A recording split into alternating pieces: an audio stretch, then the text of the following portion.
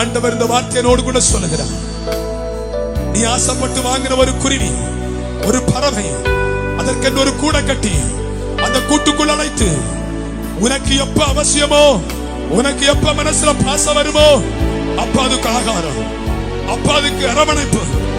அதே போல அடைக்கப்பட்டிருக்கிறாயோ, எஸ், என்னால சுயமா ஒரு முடிவெடுக்க முடியல, என் பிள்ளையுடைய விஷயத்துல சுயமா என்னால ஒண்ணு பண்ண முடியல, என் புருஷனுடைய காரியத்துல, என் மனைவியுடைய காரியத்துல, என் வீடு சம்பந்தமான காரியத்துல, என் பிசினஸ் சம்பந்தமான காரியத்துல, என் பொருளாதாரத்துல சுயமாய் ஒரு முடிவு ஆண்டவர் தருகிற பாதையில் முன்னேறி போவதற்கு முடிவெடுக்க கூட முடியாம திணறி நிற்கிறேன் என்று சொல்லி அழுகிற உனக்கு ஒரு சத்தம், நான் உன்னை காண்கிறதே.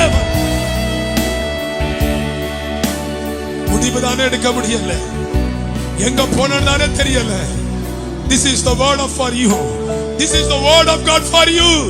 நீ நிற்கும் இடத்தில், நீ இருக்கும் இடத்தில், நீ கண்ணீர் விடும் இடத்தில் உனக்காய் ஒரு துறவு, come on, உனக்காய் ஒரு நீருறவு அது ஆயத்தமாகிவிட்டது.